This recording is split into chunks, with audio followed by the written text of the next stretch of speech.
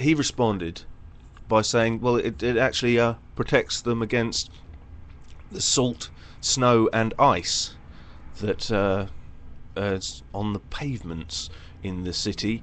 He made the point that the dog walks around and collects all kinds of stuff from the city on its paws, and when it gets home it licks its paws and then becomes ill because of it. And I thought for a moment, well, yes, that's a very reasonable reason. I see now that that may now, and then wait. I found my argument again, and I thought, what sort of civilization do we have where dogs are forced to wear socks? It's just a terrible sign of the coming apocalypse, surely. Well, I'm not going to go too far down the rapture route. Content. That's right, that's what it's all about. Right, I've got a little cup of tea on the go, and I'm going to roll myself another cigarette, so let's have another tune, short, just shy of the traffic news. This is called Right Then Boy, and you'll find out why at the end of the song. I'm going to play the whole thing. And keep listening, because the payoff is really is worth it.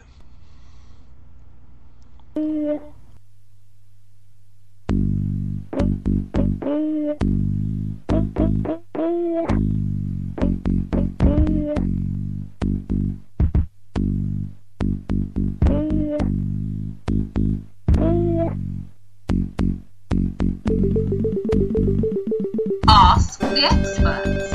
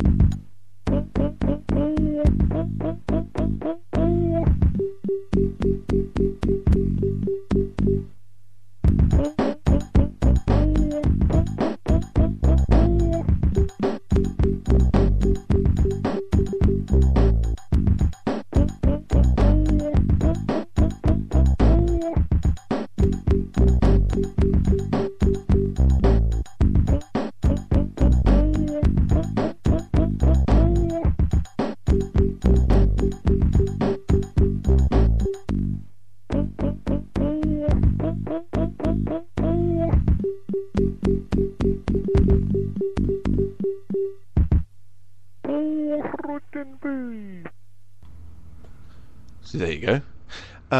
A big raise to all listeners. We've got Durkat here in the chat room. There's a raise going out to that human. Joe Curtin from London says, this bloke just smokes and plays bullshit music.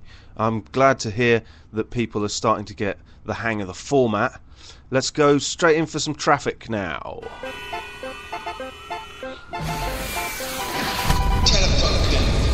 Traffic update. We have jam factor of 8 on the George Washington Bridge upper level this morning. No incidents reported. Cross the Bronx Expressway outbound, there's 8 jam factor 8 and building. Good. Like, why would you put a building on a road? Come on, people. Let's get serious, right? Let's have a look at the blimey, my brain is just so knackered today. I should not have taken those 2 fucking Advil PM last night. There's like probably 90% of it hasn't woken up properly yet. The part that is awake is one of the bits that you don't use.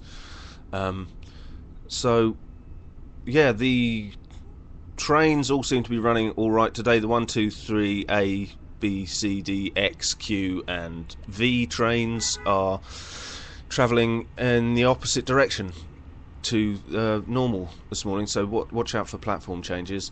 Right, that's the traffic.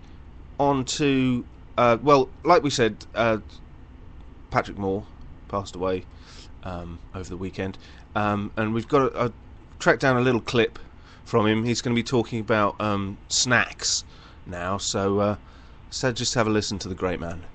Hello, this is Patrick Moore. On my table, a collection of snacks.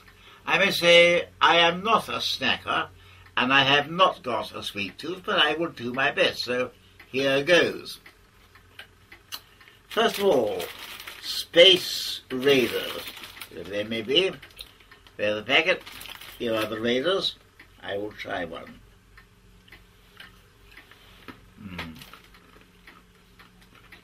Just on the onion. Rather tasteless onion. No, not keen on that. Number 2. Fizz Whiz, better known as space dust. It looks like space dust. So again, it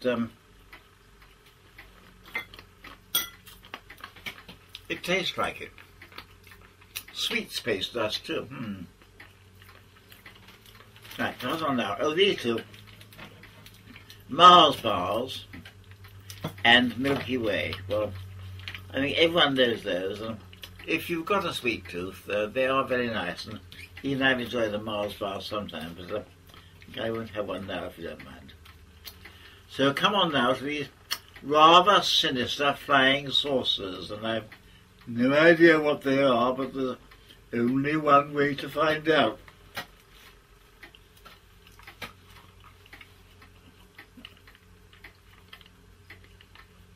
India rubber.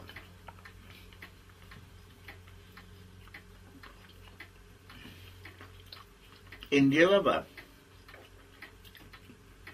No. Sherbet India rubber. Don't like it. Falls away. And finally, astronauts ice cream. Now, this should be something. Was it be cold? Astronauts ice cream.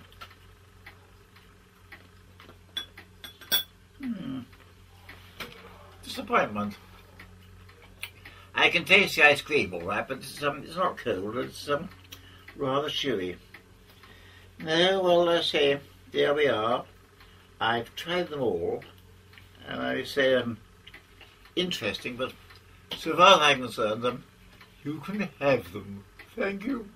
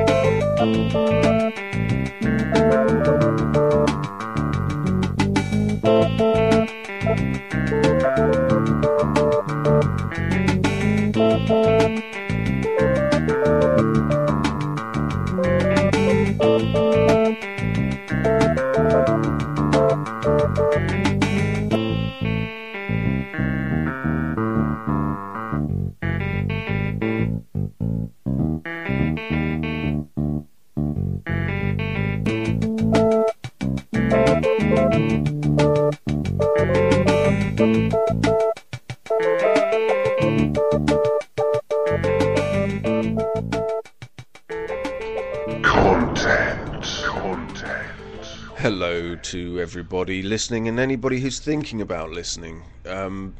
Give it a shot. this is advice for you now. Just give it a try.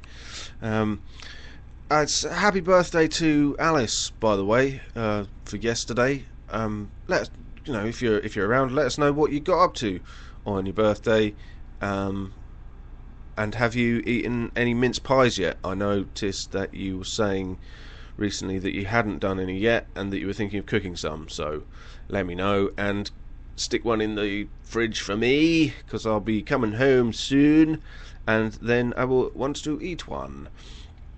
Don't forget as well, if you've got some problems with your bike, or no problems with your bike at all, and you just want to go tell somebody how good your bike is, get yourself down to Talk Bikes on the Ballington Industrial Estate in Sudbury, Suffolk, for all kind of bike needs.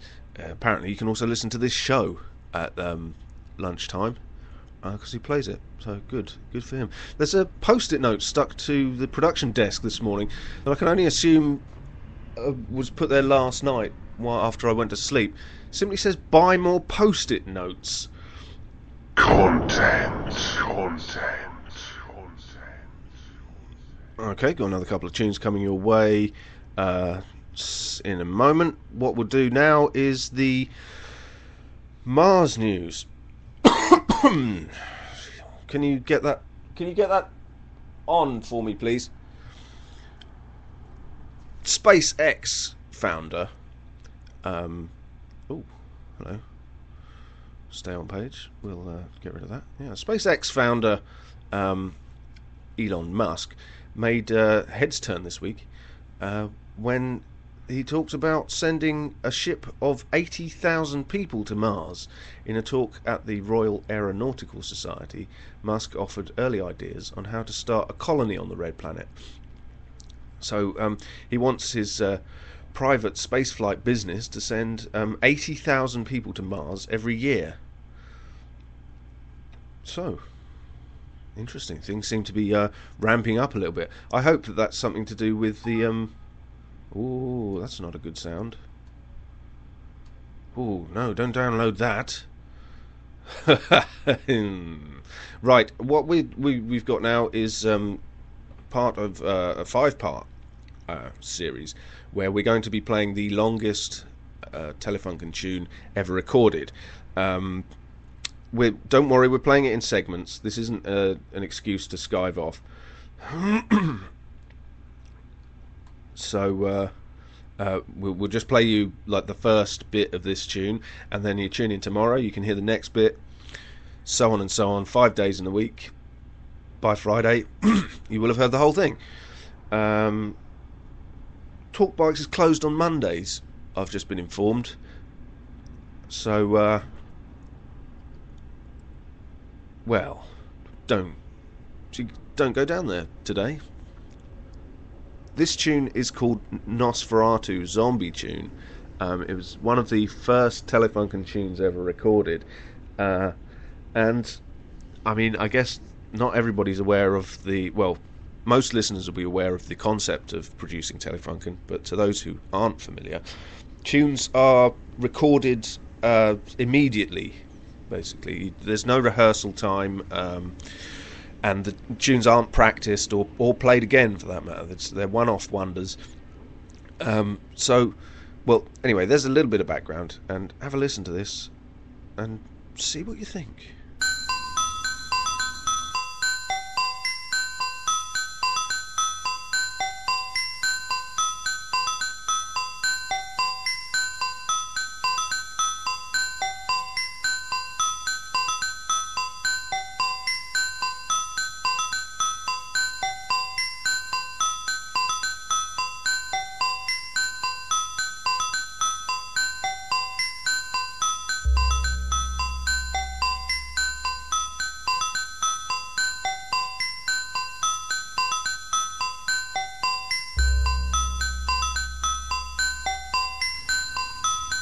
There you go. That's the first part of that tune. Where's it heading? You say, I imagine. I'll just make a note that that's 40 seconds into the tune there. Couple of stops in the chat room for that one. Sorry I didn't respond immediately, but it's not really a tune. It's piece of content, and the producer is making noises in my ear about